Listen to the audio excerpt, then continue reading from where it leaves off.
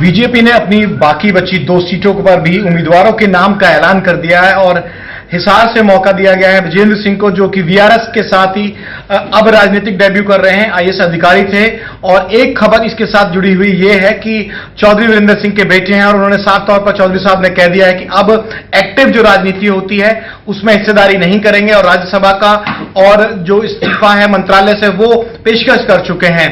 इतना बड़ा बलिदान, इसके साथ जिम्मेदारी विजेंद्र सिंह के पास भी होगी कि उस विरासत को किस तरह से संभाल कर देखा जाए, क्योंकि वो विरासत छोटू राम से जुड़ी हुई है।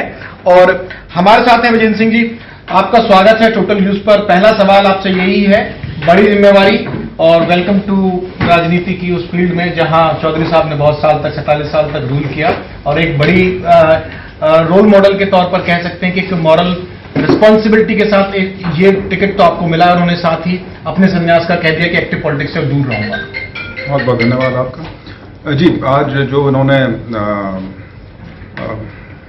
पार्टी के शीर्ष नेताओं को जो पेशकश की है उसके बारे में मुझे ज्ञान है और मैं उसका, उन्होंने जो निर्णय लिया उसका मैं सम्मान करता हूं और उस कारण जो दायित्व मुझे निभाने का, निर्वहन करने का जो मौका मुझे अब दिया गया है उसकी संजीदगी में और ज़्यादा तरीके से उसको अप्रिशिएट कर सकता हूं, क्योंकि मेरे पिताजी स्वास्थ्य से और मन से अभी बिल्कुल जवान हैं। कोई उनके और कह भी रहे थे कोच की भूमिका निभाऊंगा इस साल लोकसभा में। नहीं, बिल्कुल कोच, फ्रेंड, फिलोसफर, गाइड वो तो सभी हैं मेरे और उन्हीं के दिखाए रास्ते पे प्रयास करूंगा कि मैं आगे चल सकूं।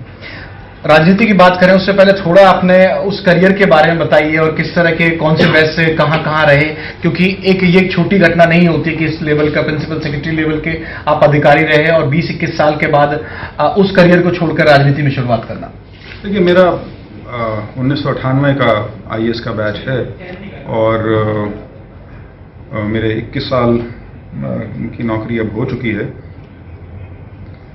हालांकि सारी नौकरी मेरी रही हरियाणा में ही, मेरे को हरियाणा कार्डर अलॉट हुआ था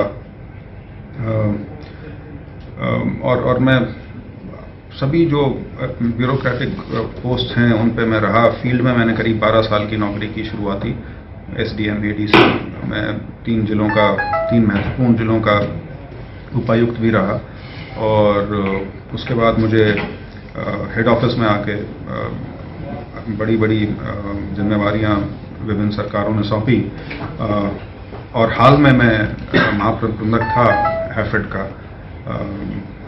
और अब मैंने वीआरएस के लिए अप्लाई कर दिया। और किस तरह का रहेगा सर छोटू राम की विरासत को, ये थोड़ी रिस्पॉन्सिबिलिटी भी लेके आया है, थोड़ा भार भी लेके आया है, कितने तैयार हैं उस विरासत को संभालने के लिए जो 100 साल से लगातार हरियाणा ही नहीं और मजदूरों के लिहाज से और एक निश्चित वर्ग के लिए, बड़े वर्ग के लिए लगातार आवाज बनी रही थी। सर छोटू राम की विरासत की बात कर रहा हूँ, लेगेसी की बात कर रहा हूँ। देखिए, उसका मैं हमेशा मानता हूँ कि बोझ है, लेकिन बहुत अच्छा बोझ है वो उठाने के लिए और उसका मुझे मान है, उसका मुझे गर्व है। और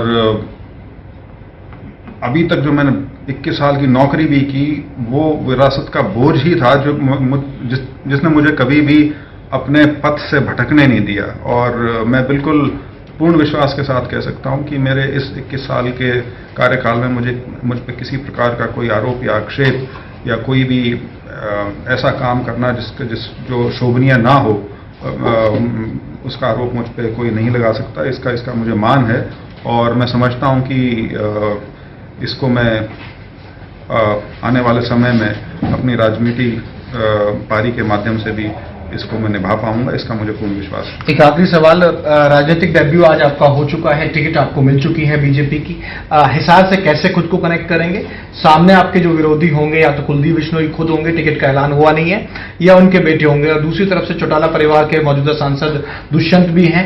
उन सब से फाइट के लिए और हिसार से कनेक्ट करते हुए कितने तैयार हैं इस जंग के लिए? देखिए,